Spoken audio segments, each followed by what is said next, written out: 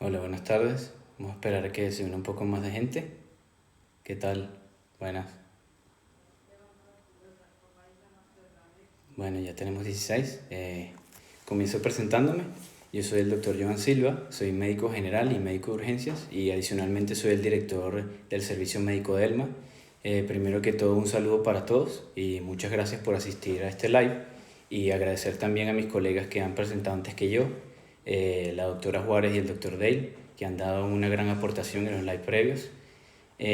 Además, aprovecho a dar las gracias a todos ustedes por colaborar con nosotros, mantenerse en casa y contribuir con todo este movimiento para disminuir la curva de nuevos casos que se estén generando al mantenernos en casa, hacer aislamiento domiciliario.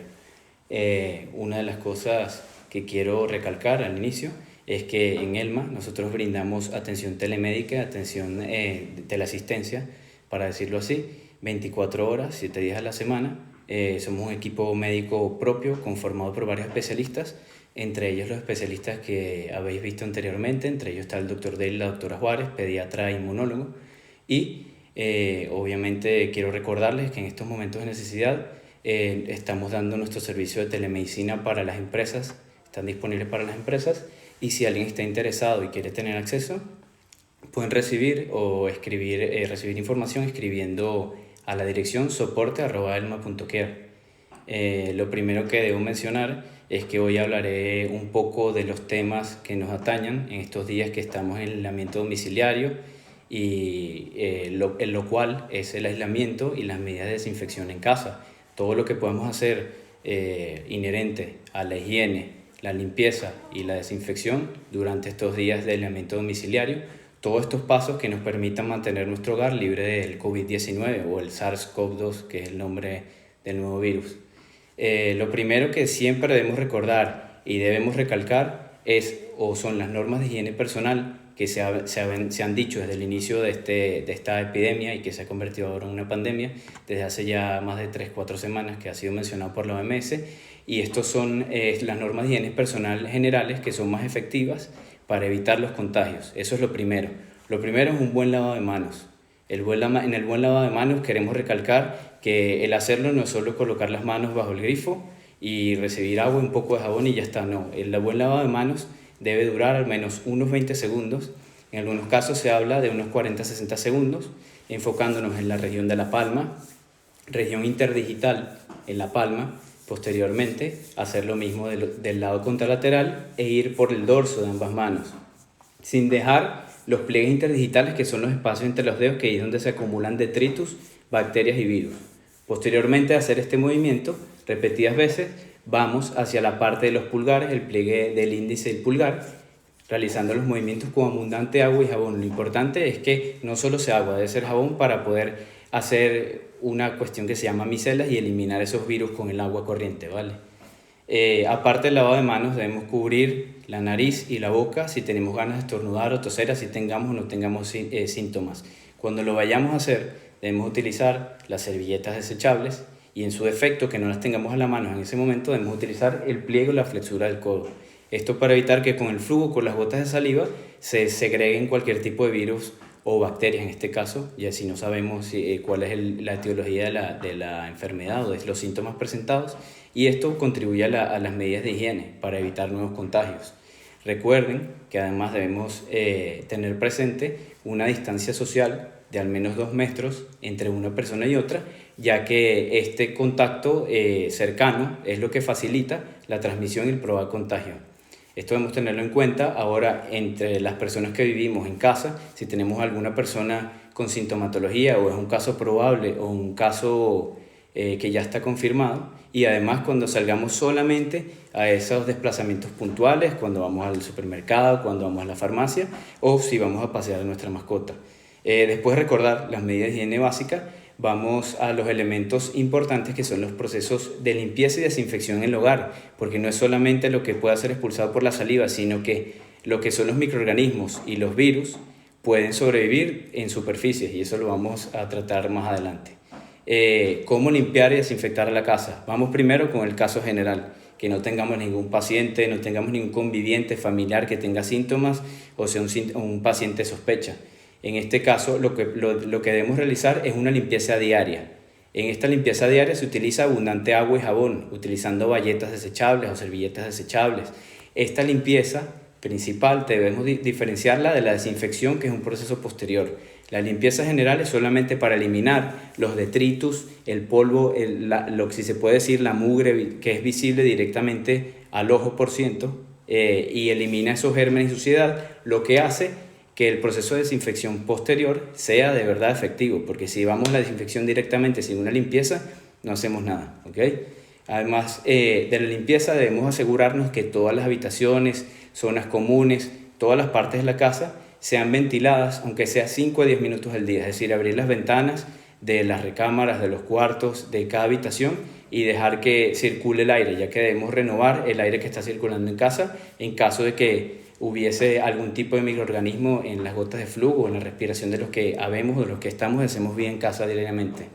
En cuanto al proceso regular, la persona que realiza la limpieza diaria tiene que hacerla con guantes de un solo uso. Pueden ser los guantes de látex, o si eres alérgico al látex, de nitrilo o lo que sea, colocarlos de la manera convencional, como todos sabemos cómo se coloca un guante, y luego empezar a realizar la limpieza en zonas comunes.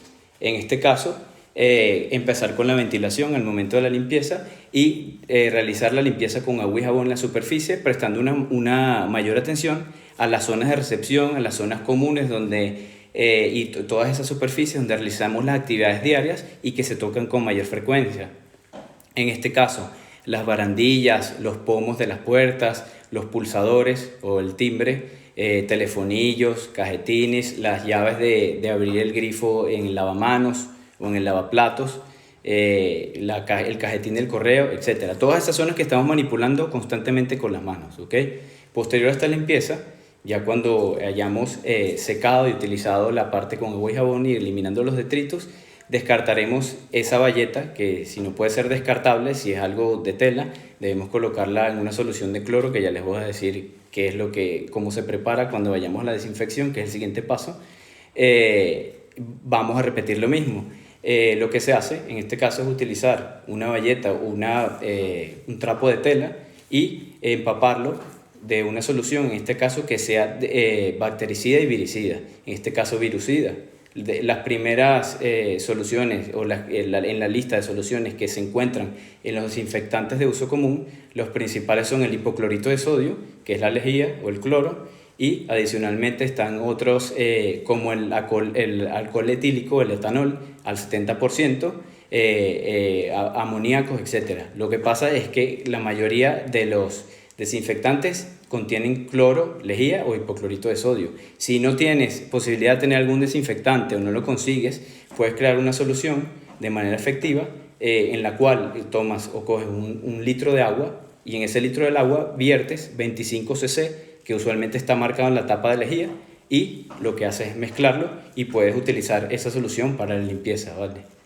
Posteriormente, cuando finalizas o terminas de hacer esa solución, lo que debes hacer es repetir el movimiento, lo que es la limpieza, los movimientos de limpieza en cada uno de los sitios donde colocamos las manos habitualmente y posteriormente, al finalizar esa limpieza, lo que debemos es retirar los guantes. En este caso, para retirar los guantes, cuando tenemos puestos ambos guantes, debemos hacerlo de la manera correcta. Me coloco los dos guantes. Obviamente debemos imaginar que tenemos acá cualquier tipo de partícula patógena, virus, bacteria o lo que sea, por lo cual debemos retirar el primer guante de esta manera, no metiendo el dedo aquí porque si no, no hacemos nada.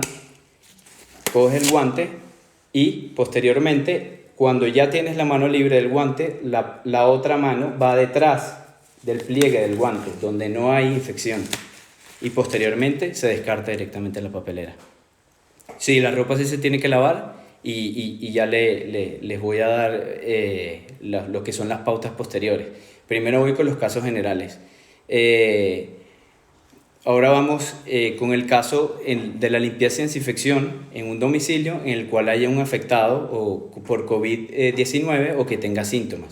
En este caso debemos tener una limpieza y manejo de residuos en los hogares donde hayan convivientes con síntomas y casos probables o confirmados. En caso de que no tengas guantes en casa, Lo principal es tratar de realizar la limpieza y un lavado de manos prácticamente al finalizar esa limpieza. Obviamente, si tienes un paciente conviviente con los síntomas o que sea positivo para COVID, un caso sospecha, lo ideal es que utilices los guantes porque las medidas generales pueden ser rebasadas por la carga viral que esté en esos fómites o en esos objetos inanimados, ¿ok? Sí, Laura, eso lo voy a mencionar. La mascarilla, como lo he mencionado muchas veces, en principio está solamente indicada para el personal sanitario, uno, porque están de cara con los pacientes y reciben una carga viral alta. Segundo, pacientes vulnerables que residan con pacientes que tienen síntomas o, en su defecto, pacientes que tengan síntomas o son casos sospecha o caso ya que le han realizado la prueba y ha salido positiva, para evitar que ese flu salga cuando tosan o estornuden. Entonces, es contraproducente utilizar mascarillas si no eres de ninguno de estos tipos de poblaciones. ¿Por qué? Porque la gente, cuando se coloca la mascarilla, va a estar por la calle y va a estar tocándose la cara. Cuando nos llevamos las manos a la cara para tocar la mascarilla, lo que hacemos es que nos llevamos todos los detritos, todas las bacterias, los virus o cualquier microorganismo patógeno hacia la zona de contagio, que es el mecanismo de infección, es decir, hacia la boca y la nariz y la mucosa ocular. Entonces, en este caso es contraproducente y como lo digo, hay unas indicaciones para utilizar la mascarilla. Jordi, la mascarilla FFP2, perdón, que filtra hasta un 98% de las partículas, no está indicada para la población general, está indicada solamente para los sanitarios, ya que estamos expuestos en la urgencia o en la UBI o donde estemos viendo al paciente a una carga viral alta. En este caso las sí se esterilizan, pero son mediante procesos que tienen que ser en lugares especializados, tindalización, esterilización por químicos, etc. No está a la mano de las personas comunes o la sociedad en regular que no pertenezcan a la parte de sanidad, o sea, no se desarrollen en el ambiente sanitario. Entonces, como iba, voy a retomar, de nada Laura, voy a retomar las medidas de aislamiento a tener en cuenta en casa, en caso de que tengas un conviviente o familiar con COVID o con síntomas. Lo primero, el lugar de aislamiento. El paciente, lo que debe permanecer preferiblemente en una estancia o habitación de uso individual, en la cual, en caso de que no sea posible, se pueda garantizar un espacio de 2 metros entre los convivientes. Pero el hacer la vida diaria dentro de casa, el paciente que tiene síntomas o es probable o posible sospecha o ya confirmado, debe mantenerse en esa habitación. La puerta de la habitación debe permanecer cerrada.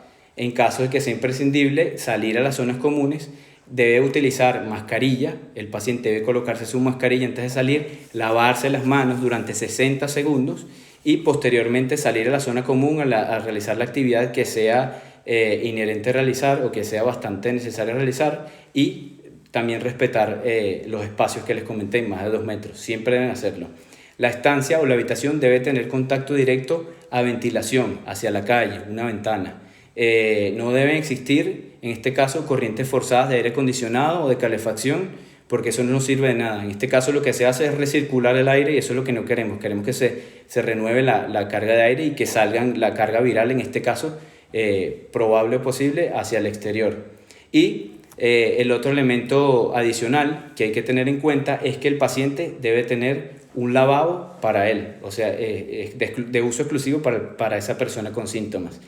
En su defecto, si no se puede hacer un solo lavabo en casa, hay que extremar las medidas de limpieza y no realizar desinfección una sola vez al día, sino 2 veces, y ser limpiado con la solución de lejía que comenté anteriormente, tras cada uso que haga el paciente del lavabo. Entonces, esa es la medida de extremar los elementos de higiene y limpieza. Posteriormente, es importante que el paciente, obviamente, está aislado en su cuarto, pero debe disponer de una forma de comunicación con los demás miembros convivientes en caso que necesite algo. En este caso puede utilizarse el móvil. Y aparte de eso, es muy importante tener o emplazar un cubo de basura dentro del cuarto donde viva esta persona, y haga su día a día, para poder depositar todos los desechos. se pide que sea una papelera o un cubo con apertura de pedal para que no tenga que tener el contacto con las manos, ¿ok? Otro elemento adicional, dentro de este cubo debe ir una bolsa la cual se pueda cerrar herméticamente, que tenga un cierre hermético para cuando se vayan a sacar los desechos y la persona que tenga que hacer la limpieza pueda entrar, disminuyendo los riesgos de que se salgan estos virus de la zona. La persona, además, enferma, deberá seguir en todo momento las medidas de higiene respiratoria que comentamos y cubrirse la boca y la nariz al toser con los pañuelos, y si va a salir del cuarto, debe colocarse la mascarilla. No debe recibir visitas dentro de lo posible. Si es necesario hacer un registro de entrada y salida de quién entró, aparte de la persona que está designada para hacer esa limpieza, y vigilar la aparición de síntomas posteriores en esa persona que haya entrado. Perdón. Las medidas de protección de las personas en el domicilio con el conviviente, la persona que tiene los síntomas, es importante, ya que los miembros de la familia, los convivientes, deben permanecer en una habitación distinta, teniendo el mínimo contacto con el caso probable o la persona con síntomas, especialmente con sus secreciones. Todo lo que provenga de saliva, secreciones respiratorias, heces. Por eso es muy importante tratar de que tenga un lavado para esa persona. No se deben compartir, obviamente, por lo que acabo de comentar, cepillos de dientes, vasos, platos, cubiertos, toallas. Se deben tener una vajilla, una parte de la vajilla, un plato, una taza, un vaso, los cubiertos para esa persona durante este tiempo de cuarentena. Y al igual, de esta manera, deben hacerlo con la parte de las toallas y la lencería de cama. El paciente, aparte, debe lavarse las manos con frecuencia con agua y jabón, y todos los convivientes deben realizar el lavado con solución hidroalcohólica o con agua y jabón después de cualquier contacto con la persona o la asistencia a la persona, ya sea para limpieza o para auxiliarle o para darle medicación, etc. ¿Okay? En algún caso probable o posible, que ya he recibido algunos casos en telemedicina y en consulta, si el caso de investigación es una madre que está dando pecho, está lactando, se desaconseja la lactancia hasta que sea descartada, confirmada la infección. En el último caso de que sea confirmada la infección, debe seguir lo indicado en cuanto a medidas de higiene, y deberá llevar mascarilla en todo momento cuando esté cerca de su bebé, y hacer una cuidadosa higiene de manos frecuente antes y después del contacto con el bebé, durante unos 60 segundos. Además de esto, debemos tener en cuenta las medidas de protección específicas para los cuidadores y los que realizan la limpieza. Como lo dije, es importante que sea una sola persona que le atienda y una sola persona que realice la limpieza diaria. Esta persona debe llevar mascarilla porque entrará en el cuarto a hacer limpieza, en la habitación, a hacer limpieza de todos los elementos o todas las superficies donde hace vida diaria este paciente con COVID-19 o con síntomas posibles. Aparte de ello, la persona que está contagiada o que presenta síntomas también debe tener la mascarilla para extremar las medidas. Y obviamente la persona que se escoja para realizar esto debe ser una persona, en lo posible, que no tenga ningún antecedente importante que lo haga vulnerable, entre ellas las patologías crónicas cardíacas, diabetes, hipertensión, asma grave, es decir, enfermedad pulmonar obstructiva crónica, problemas de inmunosupresión, HIV, etcétera, o patología oncológica. Además de esto, lo que debemos realizar es el mismo proceso que se ha realizado en una casa donde no hay pacientes o no hay convivientes con los síntomas, es decir, realizar la limpieza previamente con agua y jabón y posteriormente realizar la desinfección de todas aquellas superficies en las que hace la vida diaria. Lo que hay que tener en cuenta, además, al finalizar esta limpieza, los guantes desechables, cada vez que salgas y entres de realizar en el cuarto de la persona que presenta síntomas, que entres y salgas de ese cuarto para realizar la limpieza, deben ser descartados directamente en la papelera que comentamos anteriormente, con la bolsa, y cerrarla. Posteriormente, al cerrarla, ponerla enfrente del cuarto para posteriormente sacar otra bolsa plástica, incluir esta bolsa donde están los desechos del paciente y los desechos que se generaron posterior a la limpieza, y esa segunda bolsa, que esté bien cerrada y precintada de igual manera, incluirla en la bolsa de basura o desecho general. Posteriormente realizar un lavado de manos vigoroso de 60 segundos, es decir, 1 minuto más o menos. Y bueno, en resumen, entonces comentamos lo principal, que tenga una habitación para él mismo, siempre que se pueda, obviamente, que esté una buena o asegurar una buena ventilación en esa habitación, mantener la puerta cerrada. El cubo de basura, que sea con pedal de apertura automática y bolsa en su interior con cierre hermético. Reservar el cuarto de baño o el lavabo para esa persona y mantener siempre las distancias y el uso de la mascarilla si el paciente sale de la habitación, ¿ok? Eso es lo principal. Por la parte de la limpieza, lo mismo, limpiar diariamente, primeramente con jabón la superficie de contacto frecuente por esta persona, los pomos de las puertas, las manecillas, el botón del timbre, la tapa del váter en el lavabo, las llaves del lavamanos, las llaves, porque usualmente no debería dirigirse a lavar nada en la cocina, y obviamente las superficies de dispositivos electrónicos o teclados que esté utilizando la persona. Obviamente en este caso es preferible realizar la limpieza de estos dispositivos electrónicos con alcohol o etanol, en este caso al 70%. Si no tienes al 70%, que solo dice en el bote, y tienes al 98%, es muy fácil diluirlo. En este caso lo que debes hacer es tomar 70 cc del alcohol de 98% y completar los 100 cc con agua para disminuir la concentración, y con esto ya tienes esa solución para limpiar los dispositivos electrónicos sin tener miedo a dañarlo por limpiarlo con agua y jabón o con lejía. Entonces, y se realiza una desinfección importante. Otro de los elementos importantes para manejar la cubiertería y lo que es la parte de los platos, vasos, etcétera, lo que se debe realizar es tratar de realizar un lavado con agua caliente, lo más caliente posible sin quemarnos las manos obviamente, y lavarlo aparte estos platos de la vajilla que utilizamos todos los demás que no tenemos síntomas o no tenemos el diagnóstico de COVID-19, y si es posible y tienes lavavajillas, mucho mejor, porque se realiza a alta temperatura. Entonces el virus tiene la habilidad y muere con esa temperatura elevada.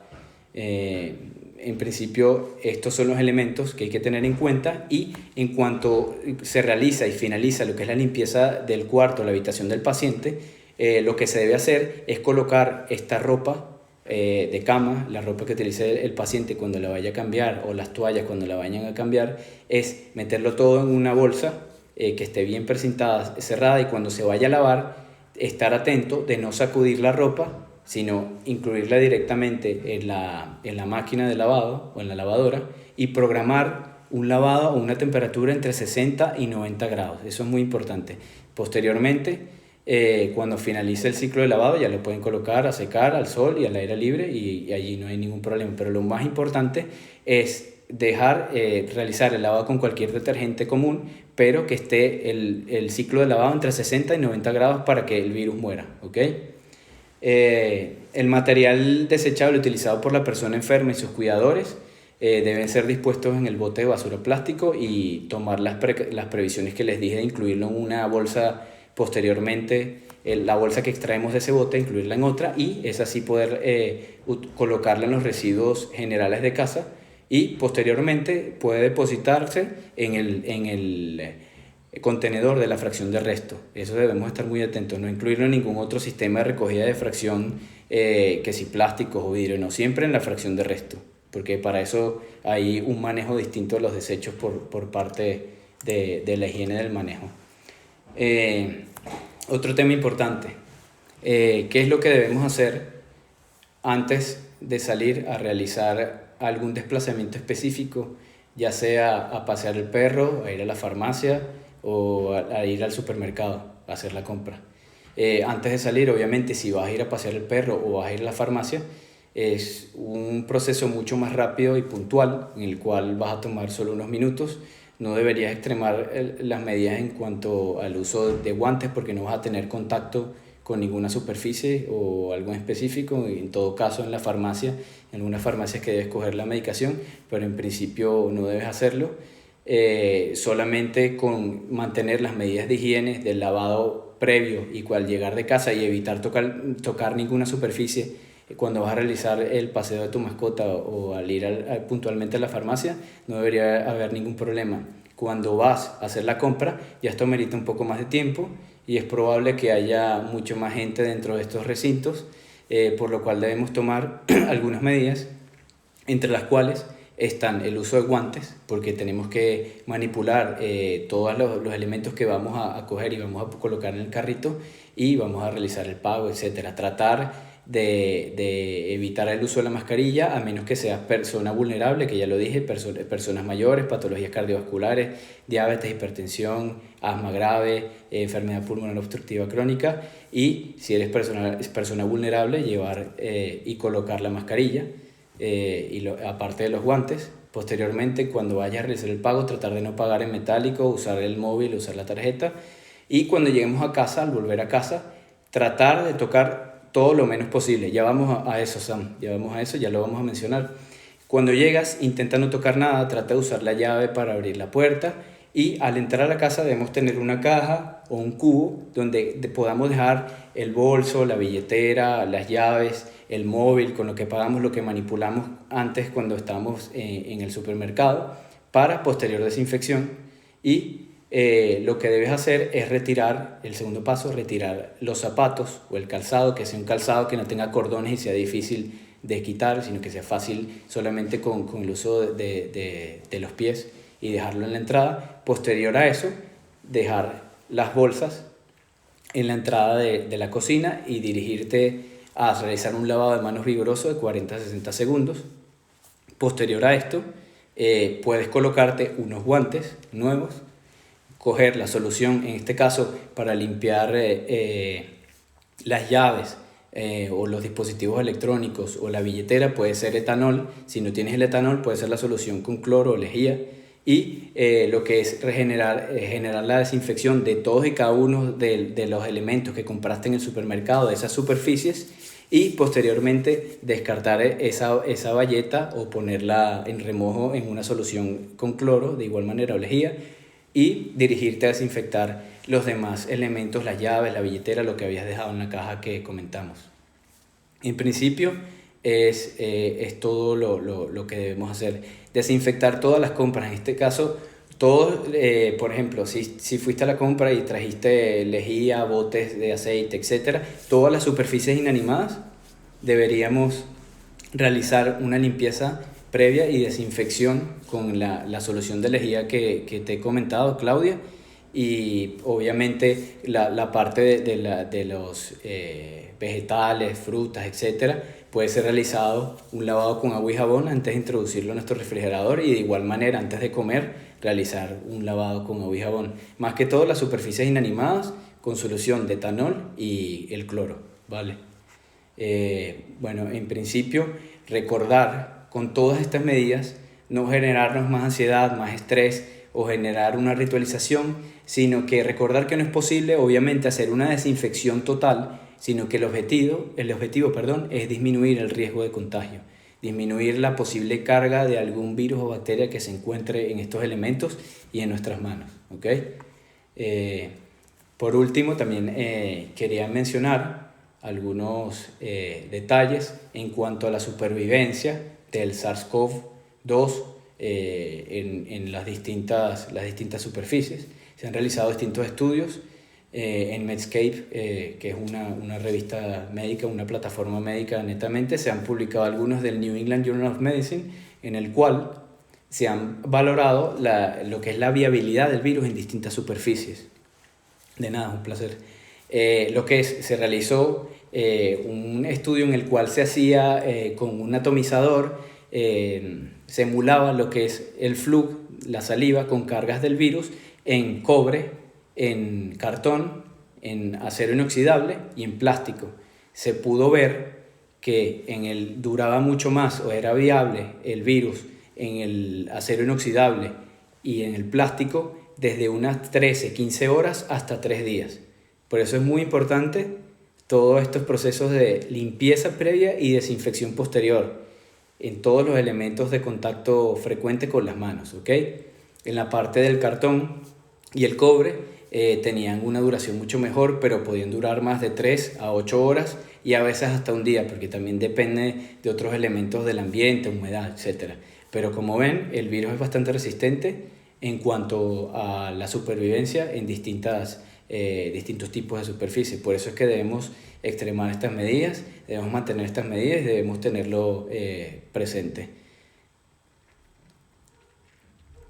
Sí, sí, Dianova Silva. Hay personas que no tienen guantes, sí. En caso de que no tengas guantes porque no consigas o porque no están a la mano, obviamente hay que mantener las medidas de higiene personal, que por eso siempre las recalco desde un inicio, ya que es lo más efectivo para evitar nuevos contagios. Entre ellas está el lavado de manos y no estar manipulándose la cara, porque constantemente nos manipulamos la cara y según estudios nos tocamos la cara entre 3.000 y 5.000 veces en promedio durante el día. Entonces hay que concientizar esos dos elementos en caso de que no tenga los guantes en el momento de la limpieza.